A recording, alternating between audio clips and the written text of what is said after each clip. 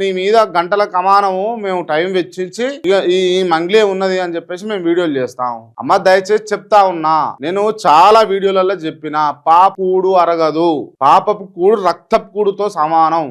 ఆ పైసలు ఇచ్చేసే వాళ్ళకి అందరికి ఇక మేము మాట్లాడము. ఇక తప్పు అయిపోయిందండి, నేను తప్పు చేసినా, నన్ను క్షమించండి అని ప్రాధేయపడి వాళ్ళ డబ్బులు వాళ్ళకి ఇచ్చేయి. నిన్ను ఒక్క మాట అంటాడు, నీ తెరువు వస్తాడు, నీ జోలికి వస్తాడు, నీ వార్తకు వస్తాడు. పనిపాటలు లేవా? 40 ఛానళ్ళలో ఉన్నటువంటి నీ వీడియోల మీద నీ వీడియోలు తీసేయాలని చెప్పేసి నువ్వు రిప్రజెంటేషన్ ఇస్తావు. దండం అమ్మ, నీకు నిజంగా చెప్తున్నా. గిరిజన జాతిలో పుట్టి గిరిజన జాతికి పేరు తెస్తావని అనుకుంటే మచ్చ తెచ్చి పెట్టినవు. నువ్వు ఏంది, నువ్వు చేయాల్సింది ఏంది? ఎంత తింటామని నార్మల్గా అడుగుతా ఉన్నా.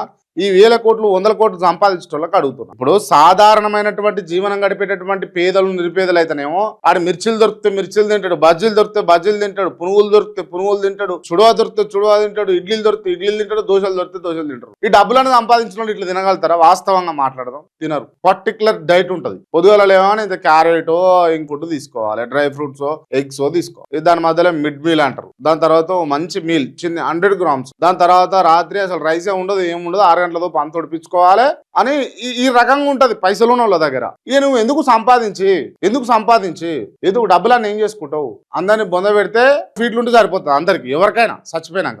మీకు 60,000 ఫీట్లు 90,000 ఫీట్లు కావాలన్నా? లేకపోతే పోతే అంతా కట్టకపోతారా?